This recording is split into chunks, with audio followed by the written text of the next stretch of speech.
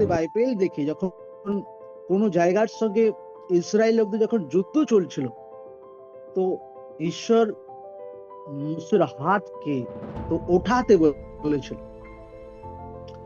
আর মসি যখন হাত ওঠাচ্ছিল তখন ইসরায়েল লোকরা কিন্তু জিতছিল। আর মসি তো হাত ভাই তুলে রাখবে, কতক্ষণ তুলে রাখবে, তার তো হাত আলা পড়ে যাচ্ছে।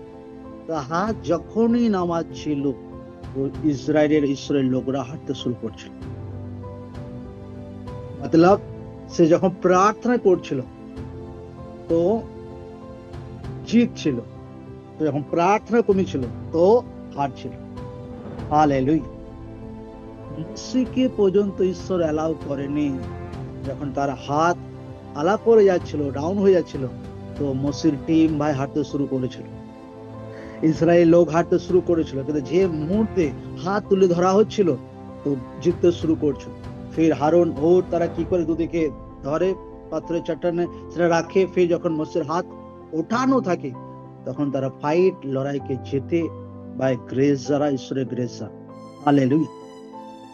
এটা মেসেজ আপনার জন্য, এটা মেসেজ ঈশ্বরের লোকদের জন্য। जितना मर्जी अपना जीवन भविष्यवाणी हो, जितना मर्जी मंडली जीवन भविष्यवाणी हो, जितना मर्जी अपने बोलুন আমার ঈশ্বর জীবিত, আমার ঈশ্বর সবকিছু করার তাগত রাখে, আমার ঈশ্বর মহান, আর যদি আপনি প্রার্থনা না করেন আপনি কোনোদিনই জিততে পারবেন না। হালেলুয়া।